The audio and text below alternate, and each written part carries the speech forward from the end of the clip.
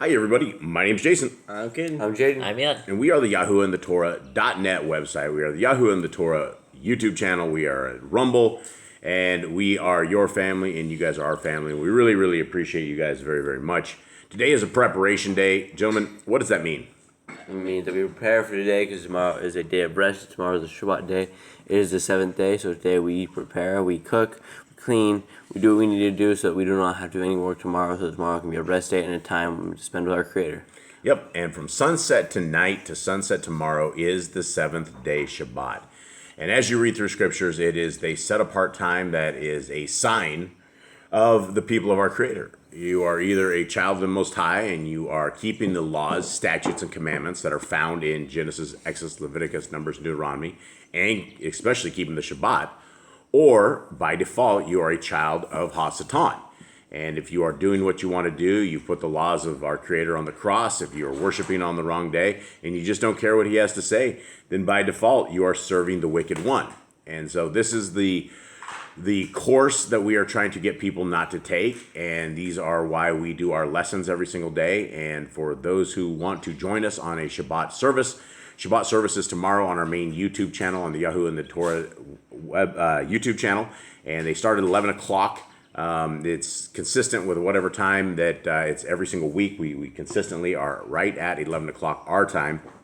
I don't know exactly what time that is your guys' time, but it'll be pretty easy to figure out. We get it scheduled hopefully soon enough that you guys can figure it out.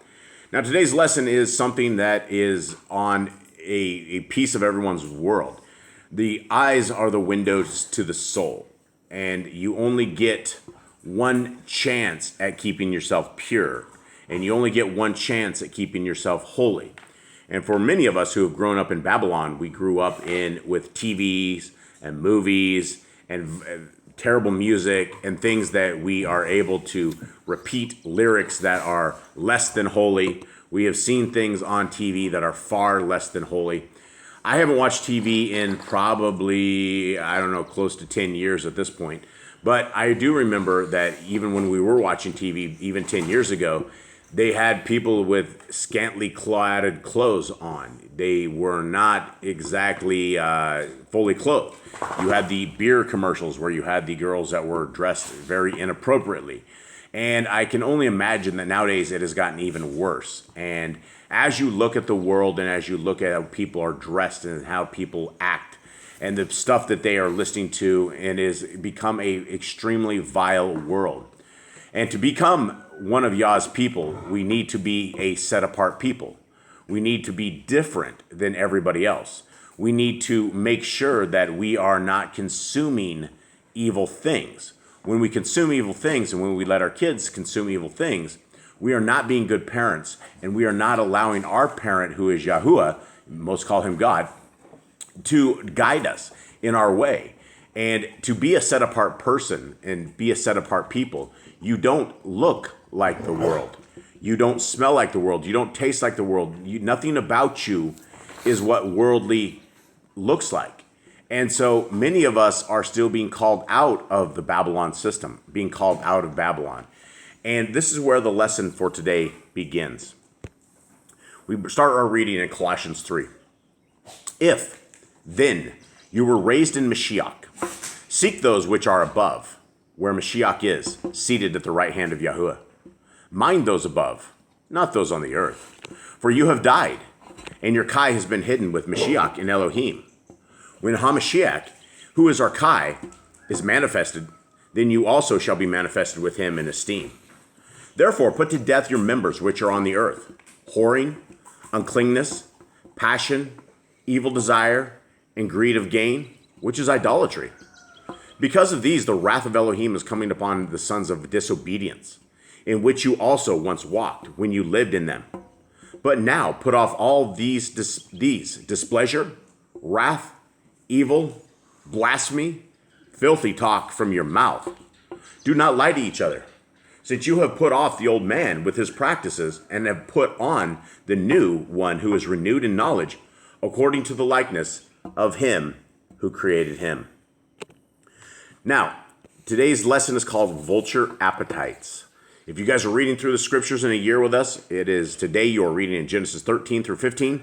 And you're also reading in Matthew 5, 1 through 26. Set your mind on the things above and not on the things of the earth.